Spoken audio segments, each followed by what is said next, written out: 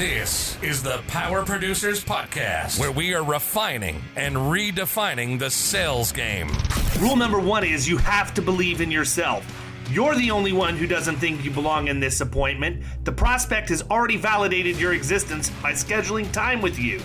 Get it through your head you belong here, go in there, crush it, and close the deal. A place where sales professionals can come to learn from other sales professionals and thought leaders that have mastered their craft. The difference between a good salesperson and a best-in-class salesperson is only 2 minutes.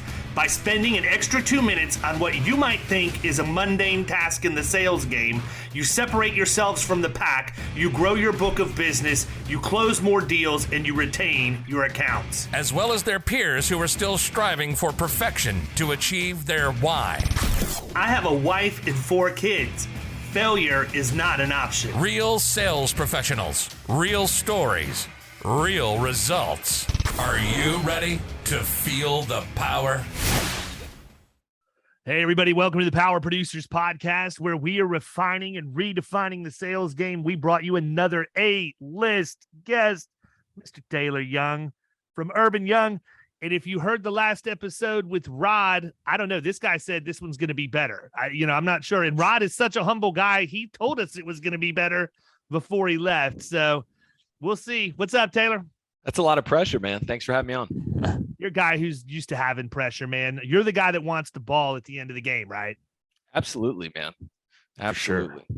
So before we get cranked up, why don't you sort of give everybody your backstory, how you got involved with where you're at and all of that, and then we'll get into it. Yeah, man. Cliff notes. Growing up, just went to UCF, played basketball my whole life, man. So that's what I thought I was going to do professionally until I realized I wasn't. And I realized I wasn't pretty quick, man. I showed up freshman year at UCF and played one game of pickup and said, you know what, I should probably go to class and study hall and you know, it's going to end at some point. And so up into that, man, I was getting into my senior year and really didn't know what I was going to do. My brother was at another agency, full-time commission-only producer, doing mostly personal lines. And I'd kind of watched him progress, and he was about a little over a year in.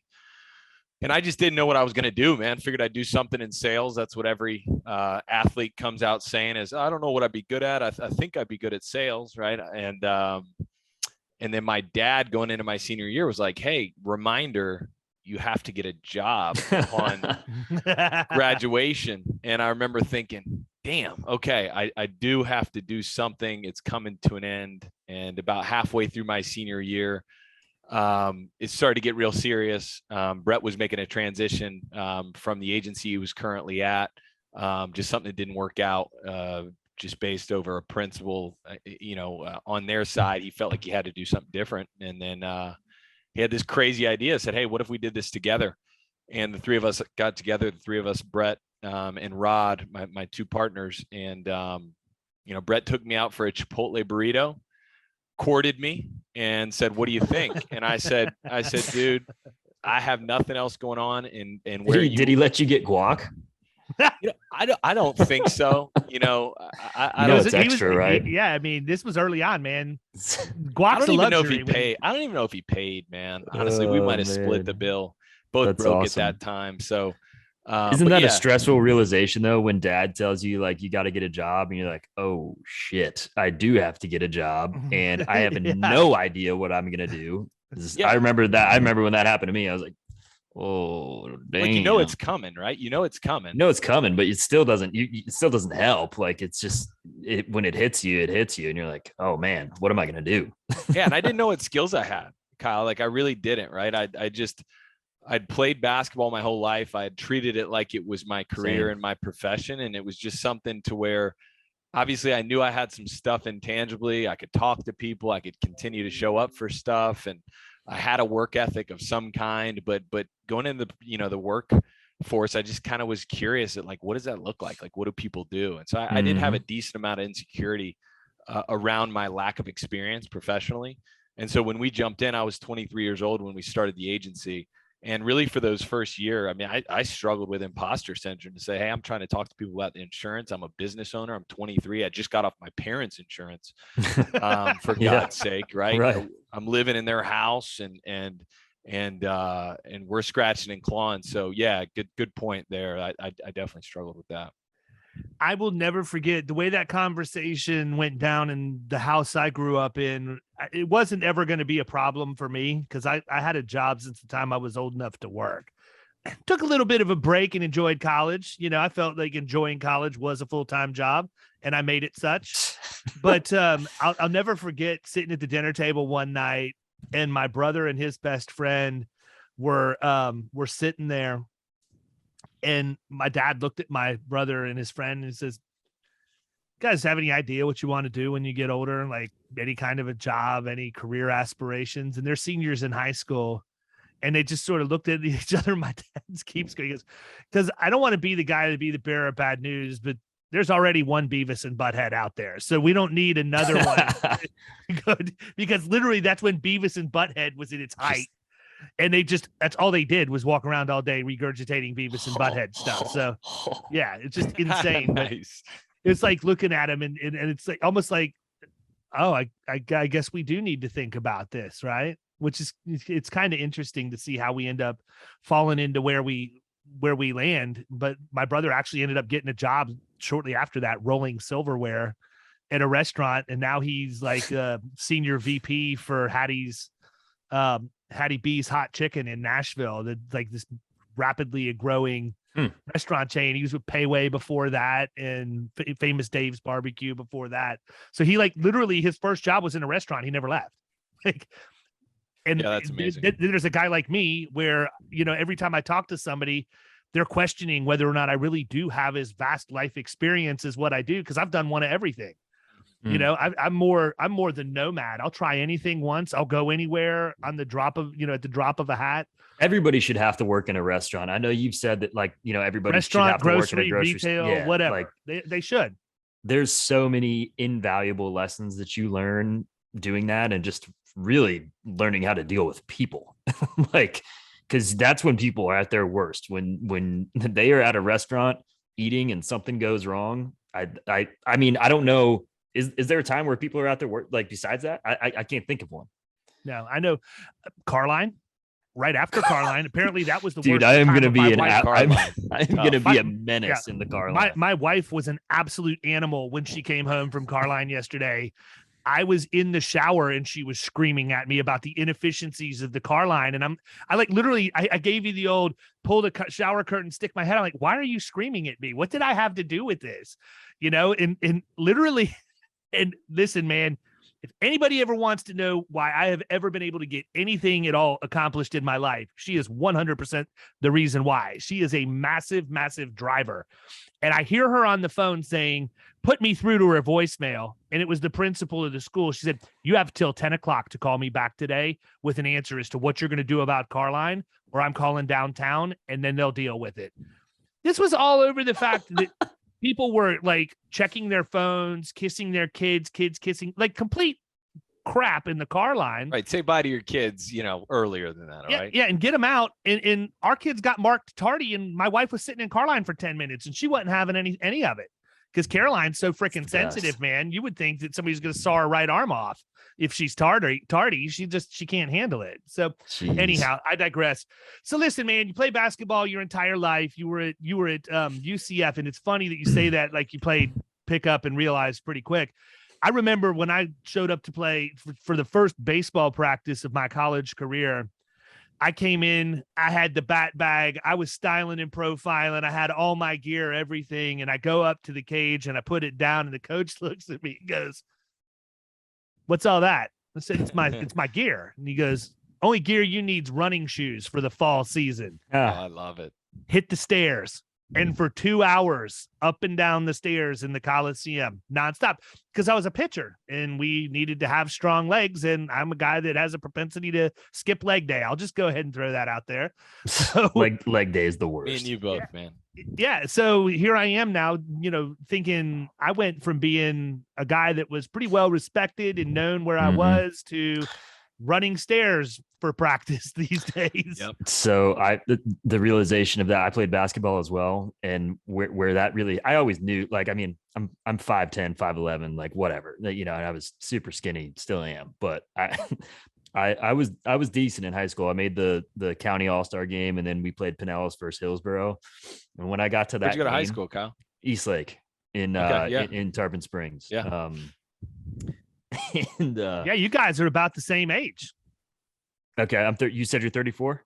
Yeah. Yeah. So am I. So yeah, dude, the Pinellas versus Hillsboro game. I get on the court we played out in Lakeland, and I'm like, all right, so this is where it ends. Because I've got no chance. Well, I can tell you, when I played ball down here in high school, the rite of passage was that you went to Bobby Pascal's basketball camp at the University of South Florida. And that's when I realized that my basketball career was going to be relatively short-lived because my problem is I'm a tweener, man. I'm 6'4". I wasn't tall enough to be on the post if I went any further. And I wasn't fast enough to be a wing or or anything. And honestly, my handle sucked. I mean, I'm Jimmy Chitwood, bro. I'll post up over in the corner. You dish it off to me. I'll make it rain, but that's about it. Kyle still doesn't believe that. And I'm going to take a lot of money from him one day when I prove him wrong. But I will never forget just going into the basketball camp, walking into the Sundome, and it was kind of like Hoosiers when they walk into Indianapolis for that championship game. And I'm looking up, and the next thing I know, I watched this dude named Lester Hunt. I don't know if he's still alive, but he played for Mulberry, and he took some dude's shot and threw it about 20 rows up in the stands. And I'm like, so I got to play this guy later. Like, this is who has I'm that gonna moment, be playing? man. The other moment that I kind of forgot of that actually happened before that really might have been the true moment is at USF team camp, and we played on the center court versus what you'll know. I can't remember what school they went to, but Nick Carothers and Chandler Parsons were on the same Lake team. Cal. Yeah, Lake Cal, right. So we played them. Oh my God. Yeah, they're one of the best teams really ever out of Florida. Almost ever, dude. They dusted us. And it was just like, okay, this is going to be it'll be a fun senior season, but we're done. Yeah, no doubt, man. True story. A year later, after that basketball camp experience, is when we moved from Tampa up to West Virginia for the remainder of my high school career. And the other humbling experience was when I got to play against Randy Moss and Jason Williams. Ooh, that's incredible. You kidding me? I would love to see that duo. I mean, I don't know if I'd love to play against them, but I'd love it's crazy. love to watch that.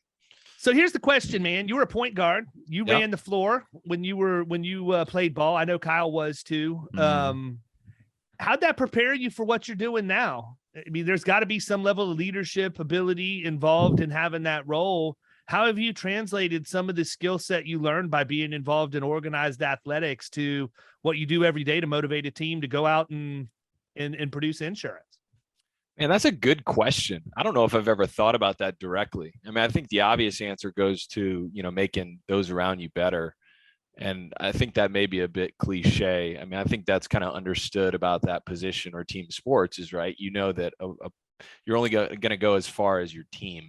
And so your individual, performance is important, but ultimately, your team's collective performance is what gets the W at the end. So I think that would be my cliche answer. But, I don't know. I think athletics prepared me where I was always just had a chip on my shoulder. I was always one of those people that felt like I had to prove that I belonged and that I should be here. I mean, specifically when I went to UCF, I walked on at a preferred walk-on spot, and I had Division I scholarship offers, but wanted to stay home. And I ended up earning a scholarship for a short period and had a good career, started a few years, and I was happy with it, but I really had no business doing that. I mean, there were guys that I came in with, so much more athletic, better, highly touted, would get more attention. I was the guy that, no one really is like, oh, is Taylor going to study hall? No one cares, like Taylor's barely here. So I don't know. I always took pride in that. And I always took pride in, overachieving and just showing up longer. And I think that translated well to the insurance business. That translated well to, my early phases and continue phases in entrepreneurship. Is just the mentality of just keep breathing. And that, if you outlast people, that ultimately there's an opportunity at the end of that to contribute. And for me, in sports, that was earning a spot, that was earning a starting job, that was contributing and having quality playing time. And I think in the business world, that outlasting mentality has been something that I've probably taken for granted because that's always been with me. But that's the way I look at this business. That's the way I've looked at it. And I think we've looked at it as partners since the beginning. It's just that we're going to outlast people. And when I say people, whatever that enemy is, or whatever that made up, thing is in our head that we're competing against. Maybe it's ourselves, maybe it's our former selves. But we had a moment yesterday, just kind of reminded ourselves, we had a mentality, just keep breathing, man, just keep showing up. And so I think that directly probably prepared me a little bit. I think, you brought something up, and I hadn't really thought about this before until I just heard you say it. But when you play sports growing up, especially the further that you progress, I mean, it's one thing when you play Little League, your parents pay for you to play, you're going to play. When you get to high school, you have to make the team. Yeah. Right. If somebody were to ask me that similar question, I think that one of my responses probably would be that I learned I had to earn my spot at the table. I learned that I had to actually put my best effort forward in order to get hired. Right. I mean, in high school, getting hired means you get a spot, on the basketball team, baseball team, football team, whatever. And then obviously getting hired in the business world means we go out and we get hired. But, I don't think that I'm going to go ahead and say it. I don't think everybody deserves a damn trophy. Okay. I think that's a big problem that we have with our society, and people are too soft. Okay. If you have a problem with that, that's fine. You're welcome to email me and tell me what your problem is. I'm not going to agree with you. I just think that we have not held people accountable to provide their best because we just give them the reward, whether they earn it or not. That's a problem for me. And so it afraid always to will hurt be. everybody's feelings and all that sort of thing. Right. And so I think that, knowing that you're getting ready, that you have a defined period of time to showcase your skills at the best level you can in an effort to hope that they're good enough for you to take the next step. When you start doing that, trying out for school teams in junior high, you get real thick skin by the time you get to be in your early 20s, 30s, whatever else, because you've thrown it all out there before. I think there's a lot of people in the business world, and even people who are producers, who've never had to go through that. They've never gone that week where every day you're going and looking at the list on the door to see if your name is one of the ones that's been taken off. And so, I think, to me, if anybody asked me, I would love to tell you it was that I had a great practice regimen and that my conditioning was second to none and my diet was on point. All of that was terrible, right? Every bit of it. I didn't, if I would have put into my athletic career what I put into what I do now, I wouldn't be here. I mean, it's just, I always enjoyed it, but it never really consumed me to the point where it became my life. But I do think that I am relatively fearless in anything that the insurance industry throws at me, because I've already put myself out when I was the most vulnerable, when I had no life experience, and all I could hope for was that my best was good enough. Yeah. The vulnerable is a word you used that I was thinking of, right? You have the ability to put yourself out there and say, am I good enough? I'm going to compete on an even platform, whether it's a spot on the team, whether it's you're playing a game or whatever it may be. And I think your ability to deal with constant failure, like I have a platform that I like to talk to former athletes, and it talks about the transition from, that world to the professional world. And on the last episode, we talked about mental toughness, and this gentleman made a direct link to mental toughness is your ability to deal with failure and then move forward. And I think that level of resiliency is something you kind of just get used to, right? Because you're constantly dealing with failure. There's just so many times, because every time you go to the next level, you get your ass kicked, right? There's always going to be somebody better. Yeah, until you don't. So I think that's fun. And I agree with you. The whole trophy thing. I mean, I think it's a disservice to kids. And, there's one thing about, everyone getting a trophy, and there's other things about, supporting people along the way. It doesn't have to be one or the other. I think, everyone doesn't have to get a trophy, and I think you can support the collective, while they're in the process. But it's really interesting. So what's your platform, man? You danced around it. Give it a shameless plug. You never know. Shameless plug. We're early on in it, and we run it on the Be Extraordinary podcast feed. It's called New Scoreboards. And so I think I've done 5 episodes, and we've talked to basketball players, baseball players, just about, what happens when you make that transition from sports to business and your identity and the habits that are transferable, the ones that you struggle with, and all that good stuff. Are you finding commonalities between what people are saying, or is it still too small of a sample size? Yeah, I mean, the number one thing is that it's a thing, right? Like there's a level of borderline depression or identity crisis when you finish that at some level. Mm-hmm. And there's a searching and a longing for, how will I fill this void? At least what I've picked up in a few conversations. That's something I've felt too. And so for me, jumping in at 23 into this business, it's kind of been my scoreboard, right? It's kind of been something I've jumped into and tried to make as objective as possible. And tried to make as much progress as possible within the confines of this business. So interesting enough. Yeah, and there's a large number of ex-athletes in the insurance industry as producers. Like it's a preferred class for recruiters, for sure. Yeah. I love talking to people, whether it's in the insurance business or not, it makes no difference. I just love talking to people about, what they're doing and how they're transferring the stuff all the questions you ask me, I like to ask. I'm curious enough I know everyone's not the same in how they handle that stuff. And, I was talking to a buddy the other day. He's like, man, I would just kill for a film session. I would just kill for somebody to tell me what I'm doing wrong, what I could do better, and what we're going to do differently tomorrow to get this win, right? And sometimes you don't have that level of mentorship, or again, you don't make it objective enough to get that feedback immediately. You have long sales cycles. You're kind of in this subjective, esoteric land of, I think I'm doing a good job. I don't know, right? So that coaching side is something that I've found that I've missed. Is I like to be coached hard. And I like that immediate feedback. I like ending the game or the practice knowing whether, we won or lost and how we can improve. I think COVID changed the game for all of us a little bit in that regard that you just mentioned, because one of the things that we started doing here is recording those Zoom meetings and then going back and watching what we did well, what we didn't do well. I mean, and I think that's kind of like that sort of innate trait that you have when you're always watching game film, man. Yeah, just reinventing yourself. Screamed at. Yeah, but I mean, I think that if we play our cards right in the business that we're in now, we can make that happen, because your clients are accustomed to it at this point. They're accustomed to meeting over Zoom or having video quotes or whatever else. I think it's interesting, because I remember like going all the way back to even to when I first started in the industry. I always liked having more than one person on an appointment, not because I needed anybody else there for my own security. I wanted a spotter, man. I wanted somebody there that could tell me, look, here, you screwed the pooch here. You did a really good job with this. Your timing was a little off when you did this.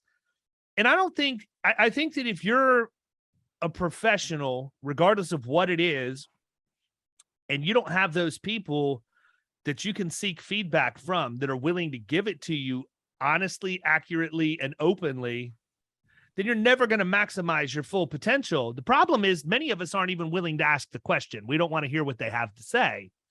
And I think the industry itself, the insurance industry itself, lends to that to a certain degree, because you can be okay at your job and make really good money. If your goal is, hey, I want to make $150,000 a year, you can get a book to $500,000, $600,000. Stay around long enough, right? Yeah, depending on what your commission split is, you can make $150,000 a year, no problem, and do as little as you possibly can to get there. I mean, it's just, I think that and you know what? If people want that, by all means, if that's what makes them happy and that's the best version of them, let them go get it. That's just not how I'm wired, man. And I think that the blessing and the curse of the insurance industry is that you kind of are in 100% control of your own destiny. Mm-hmm. If you're the guy like me that went to college and hung out for 8 years, then it might take me a little longer to find my way, right? But if you're disciplined and you're the guy that's used to getting up and, running a couple of miles every morning before you go to class, then you go to class. And as soon as you get back, you study before practice, then you go to practice, you get cleaned up, you study some more after, and you're a regimented individual, you're going to pass me real quick. Right.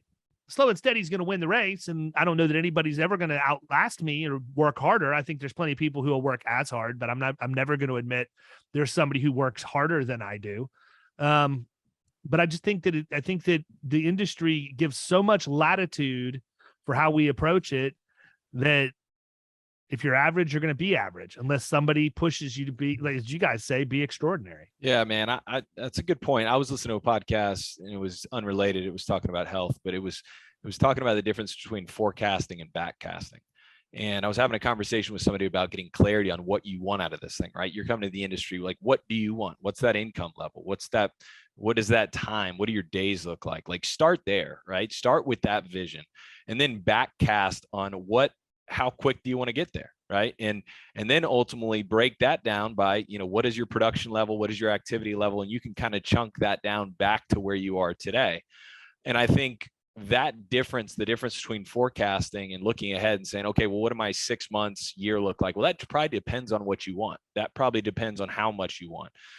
So that's something that's really relevant to me right now, is looking out even now, right? 11 years in to the business and saying, okay, what do you want 5 years from now? That's that number. Perfect. Let's backcast and let's get busy doing that. Cause you can find yourself in this industry, especially after a certain amount of years, right? Getting comfortable. Let's call it like it is, right? When you're making a good enough income, you have good quality of life, you have time, and you have that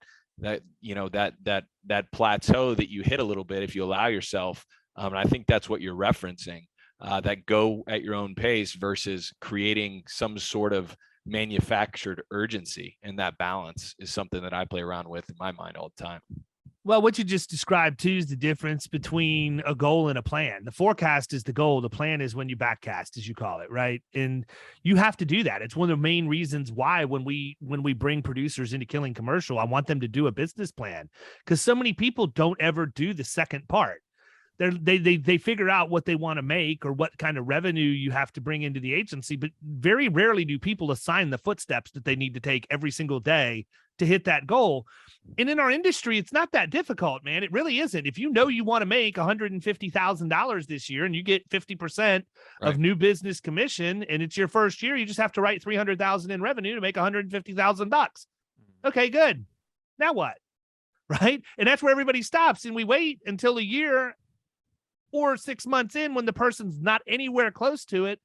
And then as leaders, we want to throw a fit because they're not going to hit their number. Well, why didn't we have them identify and define the behaviors that they needed to have on a daily basis to push them to what they need to do every day, every week, every month, so they can hit that goal?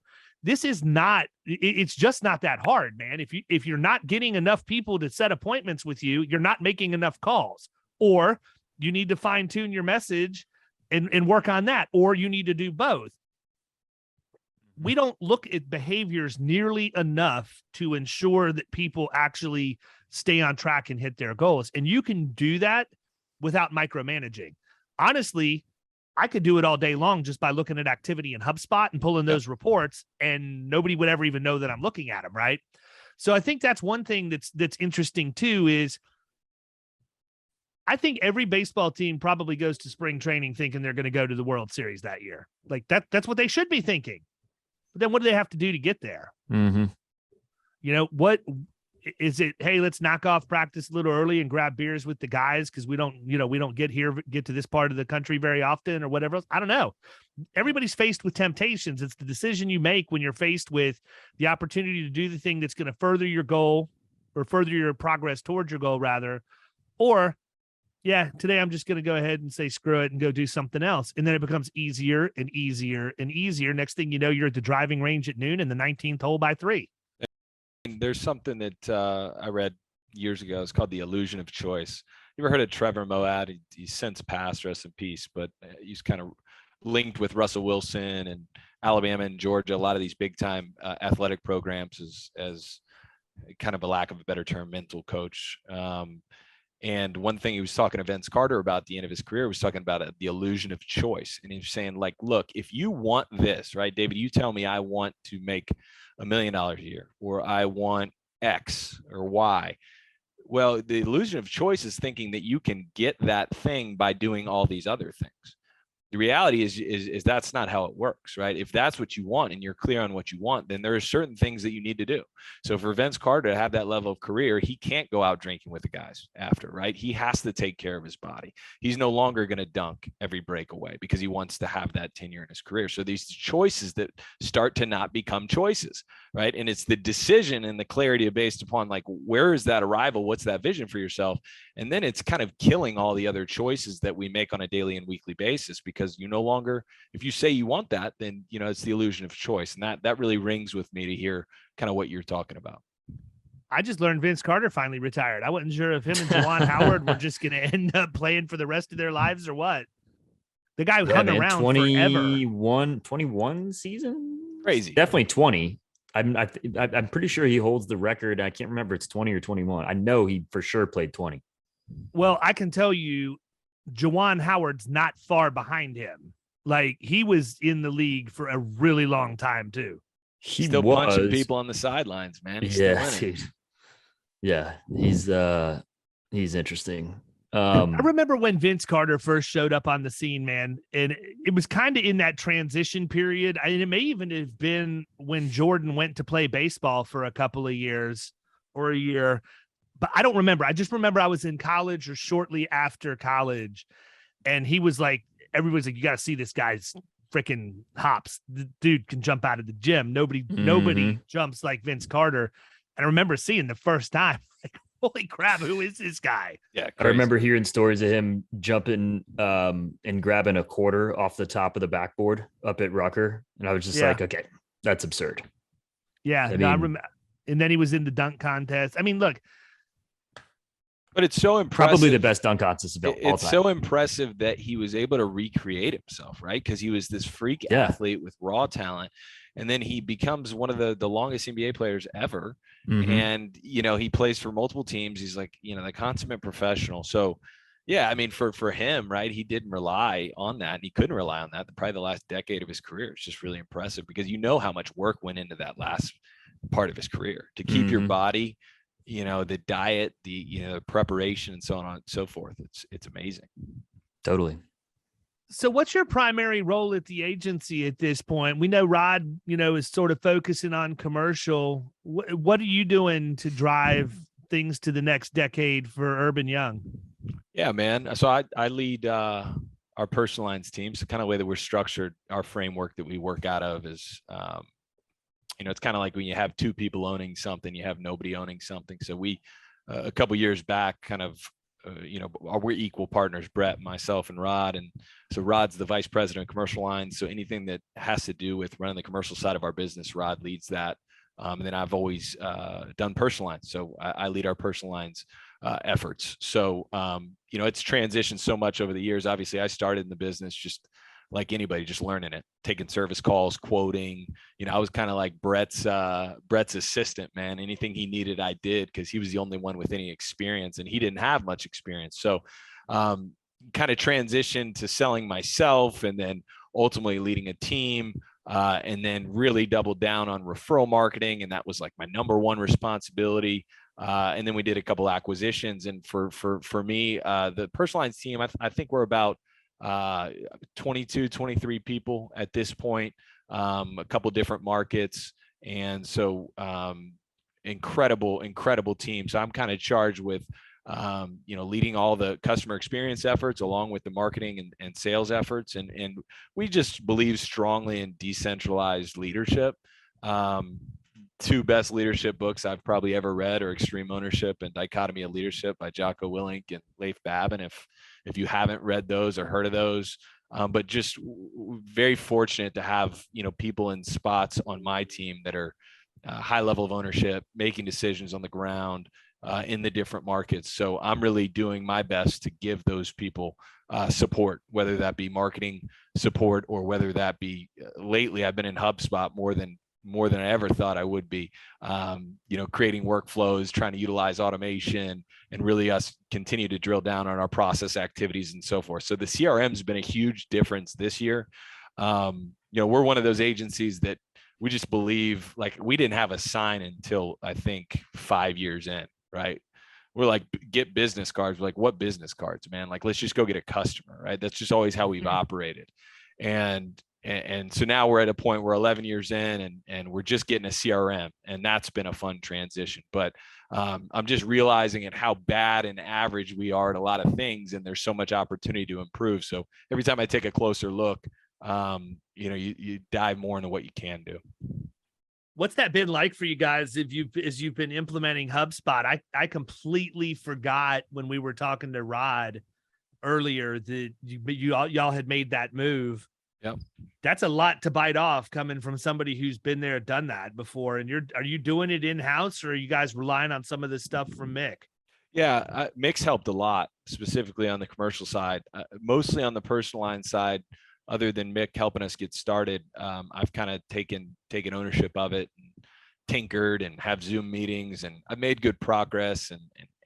But man, you know how robust that system is, right? I know more about what I don't know about it than what I do. But it's been something, it's interesting, the CRM thing, when you talk about backcasting, right? We bring that up. We left that One City World Tour in January, and we said, you know what, we're going to do one thing at least, and we're going to execute like crazy.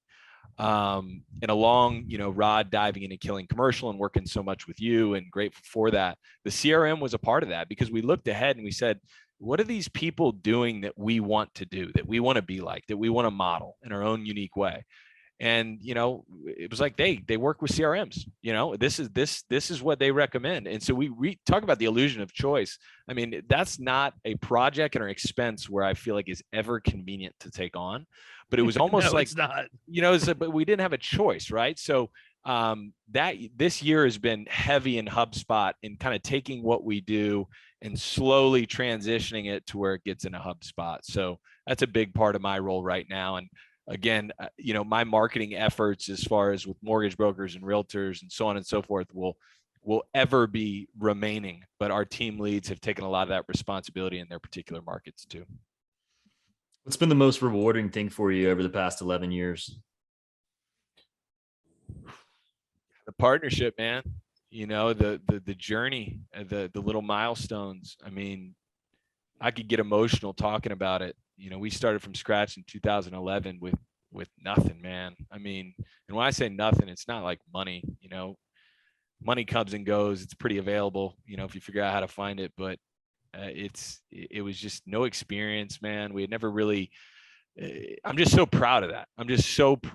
The most rewarding thing is that we're still here, and we're still breathing. So, these little moments is funny. We actually were able to, purchase our first piece of commercial real estate yesterday, and we closed. And oh, nice. Congratulations. There you go. Man. Yeah. Thank you, man. And it was just one of those things that we're moving a mile a minute, and we almost didn't celebrate together, right? It was almost one of those things where we signed the docs and we're ready to go home to our respective families, because we're just in that mode, right? And it's not a big deal.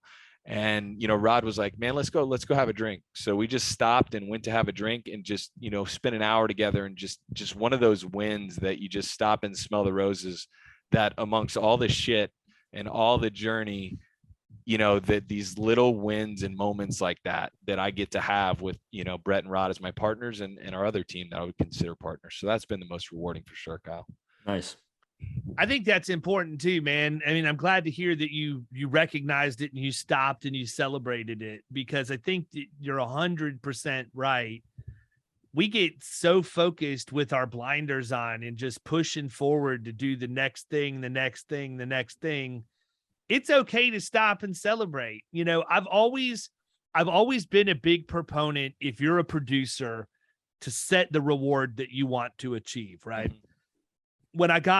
When my book passed $1 million in revenue, I told myself I was going to buy, I wanted a nice watch. Yep. Okay. And I knew what it was. I visualized it every single day, what outfits I was going to wear it with. And I know this sounds corny, man, but if people think it's corny, please keep thinking that, because it's worked out really well for me. And I hope you're never my competition if you think the way I do. But, I visualized it every single day. What jacket would I wear it with? Would people notice, whatever else? And when my book hit $1 million, I went out and I bought myself the watch that I had wanted, because it was not about the money. It was about achieving something. And that was the way that I celebrated it. But what I think we all need to do a better job of is what you just said. When you collectively win as a group, when you collectively win as a team, we need to make sure we celebrate those milestones too. Something that's not a big deal to me could be a huge deal to somebody else that's on my team, right? Maybe somebody writes their first policy today and it's for $1,200. I don't know what you can sell for $1,200 in Florida right now, but Umbrella. Yeah, seriously. They sell something for $1,200. I could be like, well, that's great, nice, or whatever. Or you could actually celebrate that and pump that person up and breed more of that and push them to take that from $1,200 to $2,400 to $4,800, right? And I think that if you don't stop and formalize that celebration, you're missing a great opportunity to make your team better. One of the things that I've always done is if a producer writes an account that's 10,000 or more in revenue, I will buy them a custom suit. And I wish I could tell you there was science to it. There's not. The reason I do that is because it's what I did when I first got into the industry. I was like you. I had come out of retail. I mean, I had all kinds of red and khaki. I could have worn my Target uniforms to work every day, but I didn't have nice suits. I didn't have nice dress clothes, and it wasn't something that I was going to spend a bunch of money on when I was working at Target, because there was really no reason for me to have it or wear that stuff. But I literally had like one white dress shirt, one plain black Kenneth Cole suit. I mean, I'll never forget it. And that's what I wore all the time. And I told myself, every time I close a new piece of business, I'm going to go out and that's 10,000 or more in revenue. I'm going to buy myself a new suit. Had a guy in my leads group that was a tailor, had a package, $9.99. You got a suit, 3 shirts and 2 ties, or a sport coat, 2 pants, 2 shirts and 2 ties. And I alternated back and forth. But every time I closed a piece of business, that's what I did. And I enjoyed that process. I loved him coming into the office with all his fabric samples so everybody could see that I was getting ready to get this. And I loved it even more when he actually delivered the stuff when it was finished. And because I enjoyed that and that was the reward, I tended to replicate that behavior over and over and over again. And the next thing you know, I'm sitting here with 20 custom suits in my closet. Now I have way more clothes than I'll ever need. So I had to change my focus and do something else. But, you know, I think that it's okay to want stuff, man. It's okay to reward yourself with stuff, because to me, you know, money's not the same. You know, I could save the same amount. I could save the money that I used to buy the watch. But now every time I look at what time it is, I know why I have it represents that something. It represents the work that you put in. I mean, the Bingo. money that just sits in the bank, obviously, you know, that's a good thing too, but it's not rewarding. Yeah. 100%. I think it's indications of progress and giving yourself permission. I think more than, you know, the suit, it's how they see themselves wearing a custom suit. You know, I think that's a great thing that you do. I remember, you know, we did that for our 10-year anniversary. Our wives set it up and we all had this ceremony, and we ended up getting custom suits, and, you know, we engraved them with "see it through" on the collar, because that's always been our saying as far as from the start, just see this thing through. And it means a ton. Every time I wear that suit, I think about, you know, all that stuff that you just mentioned. So I really dig that. Absolutely. Well, we're coming up close to being on our hour. What have we missed? Kyle, what have I missed? The one question I was going to ask you, just like we asked Rod, was just a piece of advice for, you know, somebody who's newer, or maybe thinking about getting into insurance. What would your best piece of advice? Because I mean, you just told everybody you came right out of college and you were young and, you know, didn't really know much of anything. So I'm sure your perspective on this is pretty unique. Yeah, man. And obviously it comes from somebody who's still learning a ton, man. So there's no essence of arrival within our walls. I mean, like I said, you know, we're learning new things every day. I think when I look back at our journey and the way I came into the business uniquely is just, you know, this is an opinion. I always just see people in our space. I do personal lines, and I just believe there's value in being a marketer before a sales professional. In what we do is that I feel like the elite agents within our walls, or that I look around with to try to model, are the people that have a marketing focus first, and then a sales professional hat second. And both are important, but I think get out there and market, right? Like we do. I mean, organically, we're out there in B&I groups and chamber events and just shaking hands and just getting that so ingrained, making dials, right? Getting a little bit uncomfortable. I just find that the people that come into the industry and they want to learn, it's important to learn about your craft. That's part of it. That's kind of like playing the sport. Yeah, you play basketball, you got to be good at basketball, right? But that may not be the difference between you being a good player and an elite player.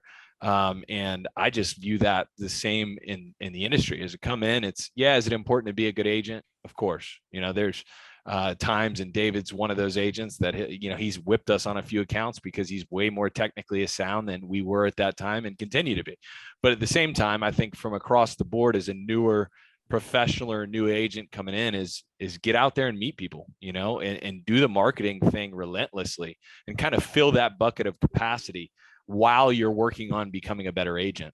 And I think that's something Rod's mentorship really helped us in regards to our early days, because he came from a referral marketing background, and we were just relentless. It was like, did agents go out there and talk to mortgage brokers and real estate? Is that super unique? No. I mean, everyone does that, right? But we did it relentlessly, and that was the number that's one the difference priority. Is you continue to do it, and you do it with intensity. Right. It's at the top of the priority, right? So me getting some accounts and working on them shouldn't take away me marketing that day, right? No, me marketing that day has got to happen. That's the priority. And oh, by the way, I can fit these other calls and process business around that. And I think new producers, man, if you can just do one thing, is just make non-negotiables and just do those things, and everything else can figure it out. And in personal lines, for me, I just believe marketing. I just believe marketing. And we have support positions that can help you be an agent and can help you close that business. But I just believe the two highest paid skill sets are leadership and marketing. And, we try to develop and recruit and attract those type of people that dig that. And there's spots for people that don't, but I guess that would be my long-winded advice for somebody new getting into the business that wants to do big things, is that marketing aspect's huge. There you have it, people. Yep, absolutely. Well, listen, Taylor, really appreciate you taking time to come out today. I think that's a good place for us to wrap up. I'm not even going to lie. Part of that's because my lunch has been sitting in the microwave for the last 45 minutes, and I'm hungry. So I'm so hungry. What are you eating today, man? Healthy choice. Whatever the flavor of the day, healthy choice is. Somehow we went from planning our meals and having enough leftovers of a well-prepared meal to Publix ran healthy choice, low carb, low sodium meals, and it's so much easier for Annie. So I don't complain about it, but they are only 100 calories. So I told her, or 190 calories for one of those meals. I told her, I'm like, I'm gonna have to eat 3 of these things every day. What is it? Is it air? Get my calories in. Dude, I'm down 25 pounds doing it. Yeah, so man. I'm good with that. I was going to ask you, man, you look good. Speaking of that wardrobe, no wonder you have that ridiculous wardrobe. How many 10,000 in revenue accounts you closed, but no, good for you, man. That's great. You look great. Yep. Thank you. I appreciate it. Everybody else, thanks for tuning in. He has been Taylor Young from Erb and Young. And his goal in life is to be extraordinary, just like everybody else that works over there. You've heard from Brett. You've heard from Rod. You've heard from Taylor. Enrique, I'm calling you out, bro. Come get in the ring. We're ready for you. We want to hear some of that South Florida vibe and what you're doing to open up the door and commercial accounts down there. He'll be the next one from Erb and Young we have on. Everybody will catch you next time. See ya. You've been listening to the Power Producers Podcast. You can follow Killing Commercial Insurance on Facebook and YouTube. And if you want to take your game to the next level, check out our book, The Extra 2 Minutes, and our website, killingcommercial.com.